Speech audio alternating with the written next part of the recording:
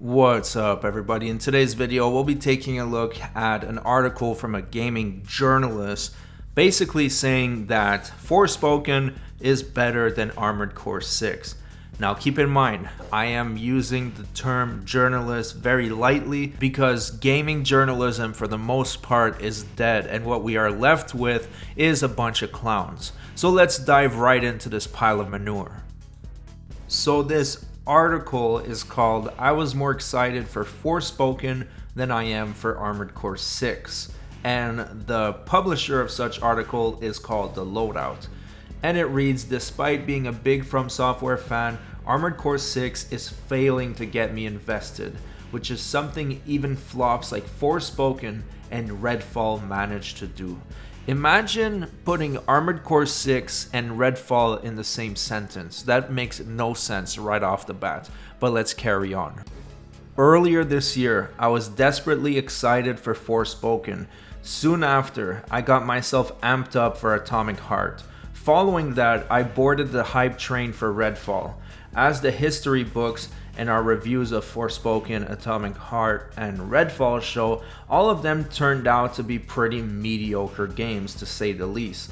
But all of them were on my anticipated games list for 2023 and managed to get me invested before their underwhelming launches.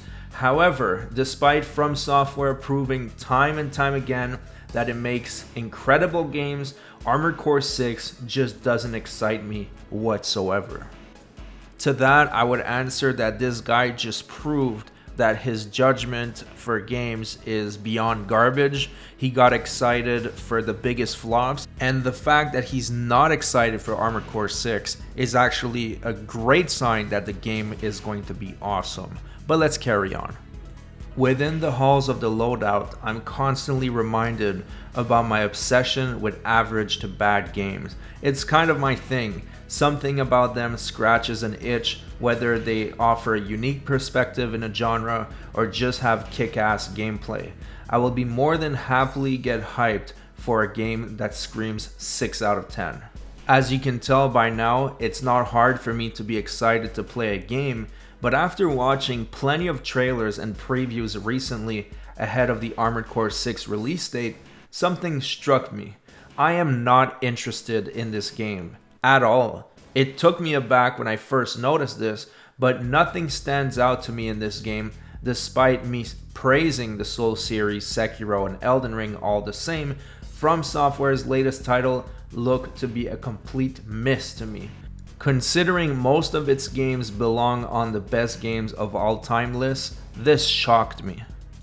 I dug into my psyche, considering plenty of people seem desperate to pilot some mechs, and tried to figure out if something was wrong with me. And I realized there's a few reasons why I'm not looking to buy the game on day one and will probably spend that money on Immortals of Avium instead, which releases just a few days before AC6.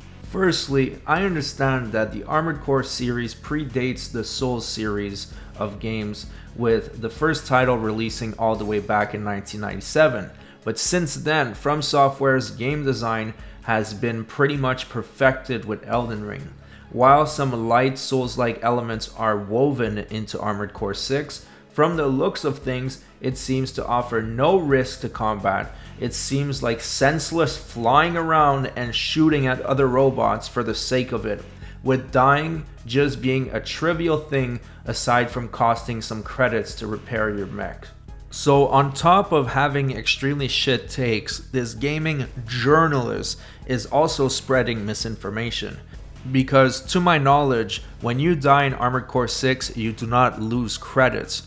You simply get a chance to go back to the garage, change your mech, and you restart the mission where you left off. So once again, the gaming journalist is spreading misinformation. Let's carry on.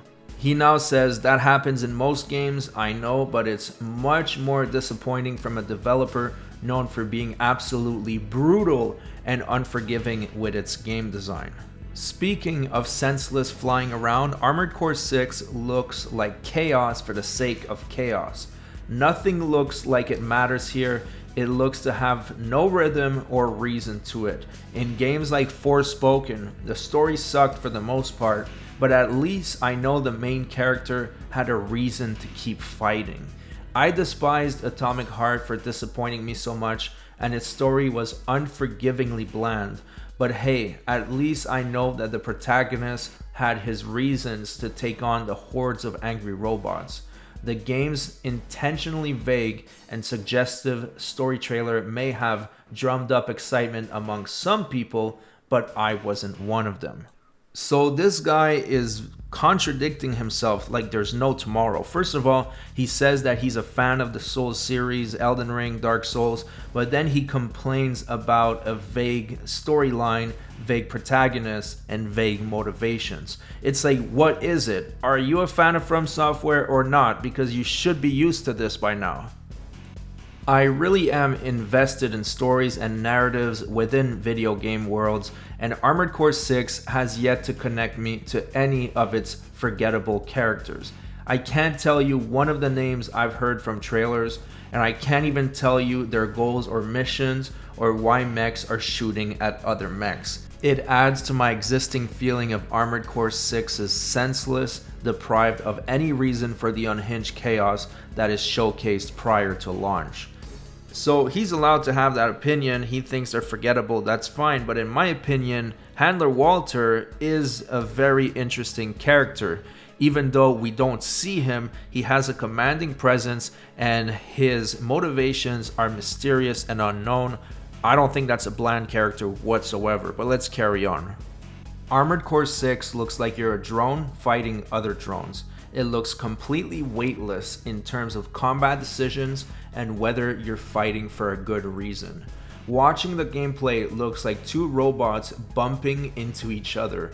On paper, fast-paced and brutal mecha combat sounds like a surefire win, but after a few minutes of looking at Armored Core 6, I'm bored. I recall describing it to the raised eyebrow of our deputy editor Jamie as a $1 a go arcade game, which may be fun if you're at an arcade, but for a $70 title, I'm not sure.